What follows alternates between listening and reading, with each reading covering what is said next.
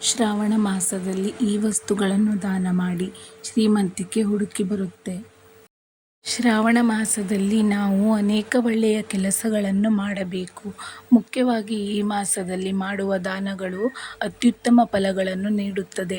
ಇನ್ನು ಕೆಲ ವಸ್ತುಗಳನ್ನು ಶ್ರಾವಣ ಮಾಸದಲ್ಲಿ ದಾನ ಮಾಡಿದರೆ ಶ್ರೀಮಂತಿಕೆ ಒಲಿದು ಬರುತ್ತದೆ. ಆ ವಸ್ತುಗಳು ಯಾವುವು ಎಂಬುದು ಇಲ್ಲಿದೆ. ಶಿವನಿಗೆ ಶ್ರಾವಣ ಮಾಸ ಎಂದರೆ ಬಹಳ ಇಷ್ಟವಂತೆ. ಹಾಗಾಗಿ ಈ ಮಾಸದಲ್ಲಿ ಶಿವನನ್ನು ಮೆಚ್ಚಿಸಲು ಅನೇಕ ಕೆಲಸಗಳನ್ನು ಮಾಡಬೇಕು. ಈ ಸಮಯದಲ್ಲಿ ಶಿವನ ಆರಾಧನೆ, ಉಪವಾಸ ಮಾಡುವುದರಿಂದ ನಮ್ಮ ಇಷ್ಟಾರ್ಥಗಳನ್ನು ಶಿವನು ನೆರವೇರಿಸುತ್ತಾನೆ ಎನ್ನಲಾಗುತ್ತದೆ. ಈ ವರ್ಷ ಶ್ರಾವಣದಲ್ಲಿ 5 ಸೋಮವಾರಗಳಿವೆ. ಈ ಸಮಯದಲ್ಲಿ ಶಿವನನ್ನು ಪೂಜಿಸುವ ತನ್ನ ಭಕ್ತರ ಎಲ್ಲ ಇಷ್ಟಾರ್ಥಗಳನ್ನು ಪೂರೈಸುತ್ತಾನೆ ಎನ್ನುವ ನಂಬಿಕೆ ಇದೆ. ಇನ್ನು ಶ್ರಾವಣ ಮಾಸದಲ್ಲಿ ಕೆಲವೊಂದು ವಸ್ತುಗಳನ್ನು ದಾನ ಮಾಡಬೇಕು. ಈ ಮಾಸದಲ್ಲಿ ಮಾಡುವ ದಾನ ಅನೇಕ ಪುಣ್ಯಗಳನ್ನು ನೀಡುತ್ತದೆ ಎನ್ನಲಾಗುತ್ತದೆ. ಇನ್ನು ಕೆಲ ವಿಶೇಷ ವಸ್ತುಗಳನ್ನು ದಾನ ಮಾಡಿದರೆ ಇನ್ನೂ ಹೆಚ್ಚಿನ ಫಲವೂ ಸಿಗುತ್ತದೆ. ಮುಖ್ಯವಾಗಿ ಈ ಮಾಸದ ಸೋಮವಾರದಂದು 5 ವಸ್ತುಗಳನ್ನು ದಾನ ಮಾಡಿದರೆ ನೀವು ಶ್ರೀಮಂತರಾಗಬಹುದು. ಹಾಗಾದರೆ ಈ ಮಾಸದಲ್ಲಿ ಯಾವ ವಸ್ತುಗಳನ್ನು ದಾನ ಮಾಡಬೇಕು ಎಂಬುದು ಇಲ್ಲಿದೆ. ದಾನ ಮಾಡುವುದು ಬಹಳ ಶ್ರೇಷ್ಠವಾದ ಕಾರ್ಯವಾಗಿದೆ.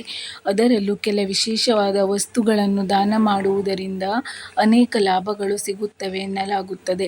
ಮುಖ್ಯವಾಗಿ ಶ್ರಾವಣ ಮಾಸದಲ್ಲಿ ಅನ್ನದಾನ ಮಾಡಿದರೆ ಬಹಳ ಒಳ್ಳೆಯದಾಗುತ್ತದೆ.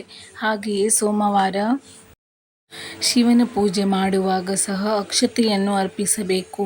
ಇದರಿಂದ ನಿಮ್ಮ ವ್ಯವಹಾರದಲ್ಲಿ ಪ್ರಗತಿಯಾಗುತ್ತದೆ ಎನ್ನುವ ನಂಬಿಕೆ ಇದೆ. ಕಪ್ಪು ಎಳ್ಳನ್ನು ದಾನ ಮಾಡುವುದರಿಂದ ನಮಗೆ ಅನೇಕ ಲಾಭಗಳು ಸಿಗುತ್ತದೆ. ಈ ಮಾಸದಲ್ಲಿ ಮುಖ್ಯವಾಗಿ ಶ್ರಾವಣ ಮಾಸದ ಅಥವಾ ಶನಿವಾರದಂದು ಕಪ್ಪು ಎಳ್ಳನ್ನು ದಾನ ಮಾಡುವುದರಿಂದ ಶನಿಯ ಕಾಟದಿಂದ ಮುಕ್ತಿ ಸಿಗುತ್ತದೆ ಎಂಬ ನಂಬಿಕೆ ಇದೆ. ಮುಖ್ಯವಾಗಿ ಸಾಡೆ-ಸಾತಿ ಸಮಸ್ಯೆಗಳು ಕಡಿಮೆಯಾಗುತ್ತದೆ. ಹಾಗೂ ಜಾತಕದಲ್ಲಿನ ಶನಿ ದೋಷಕ್ಕೂ ಮುಕ್ತಿ ಸಿಗುತ್ತದೆ.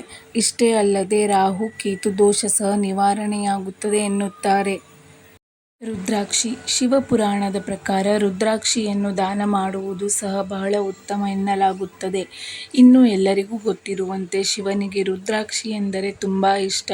ಅದರಲ್ಲೂ ನಂಬಿಕೆಯ ಪ್ರಕಾರ ಈ ರುದ್ರಾಕ್ಷಿಗಳು ಶಿವನ ಕಣ್ಣೀರಿನಿಂದ ಹುಟ್ಟಿಕೊಂಡಿವೆ ಎಂದು ಪುರಾಣಗಳಲ್ಲಿ ಉಲ್ಲೇಖಿಸಲಾಗಿದೆ. ಅದಕ್ಕಾಗಿಯೇ ಶಿವನು ತನ್ನ ಕೊರಳಲ್ಲಿ ರುದ್ರಾಕ್ಷಿ ಮಾಲೆಯನ್ನು ಧರಿಸುತ್ತಾನೆ. ರುದ್ರಾಕ್ಷವು ಶಿವನ ಒಂದು ಭಾಗವೆಂದು ಶಾಸ್ತ್ರಗಳಲ್ಲಿ ಹೇಳಲಾಗಿದೆ. ಹಾಗಾಗಿ ಶ್ರಾವಣ ಮಾಸದಲ್ಲಿ ನೀವು ರುದ್ರಾಕ್ಷಿಯನ್ನು ದಾನ ಮಾಡಬೇಕು. ಇದರಿಂದ ನಿಮ್ಮ ಆಯಸ್ಸು ಹೆಚ್ಚಾಗುತ್ತದೆ ಎನ್ನುವ ನಂಬಿಕೆ ಇದೆ.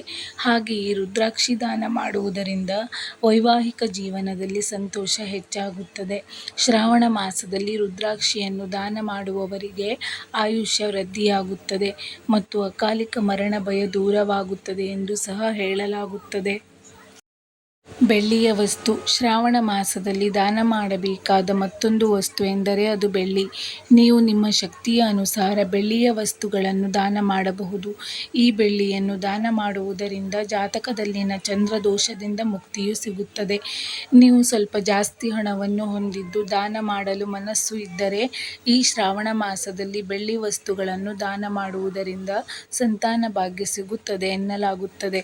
ಅಲ್ಲದೆ ಇದರಿಂದ ಕಾಳಸರ್ಪ ದೋಷವೂ ನಿವಾರಣೆಯಾಗುತ್ತದೆ. ಈ ಶ್ರಾವಣ ಮಾಸದಲ್ಲಿ ಮಾತ್ರ ನೀವು ಉಪ್ಪನ್ನು ದಾನ ಮಾಡಬಹುದು. ಉಪ್ಪನ್ನು ದಾನ ಮಾಡಿದರೆ ರಾಹು, ಕೇತುವಿನ ಕಾಟದಿಂದ ಮುಕ್ತಿ ಸಿಗುತ್ತದೆ. ಜೊತೆಗೆ ಮನೆಯಲ್ಲಿ ನಿಮ್ಮ ಸುಖ ಸಂತೋಷ, ನೆಮ್ಮದಿ ಮತ್ತು ಸಮೃದ್ಧಿಯೂ ಹೆಚ್ಚಾಗುತ್ತದೆ. ಸ್ನೇಹಿತರೆ, ಈ ಮಾಹಿತಿ ನಿಮಗೆ ಇಷ್ಟವಾಗಿದ್ದಲ್ಲಿ ದಯವಿಟ್ಟು ಒಂದು ಲೈಕ್ ಮಾಡಿ.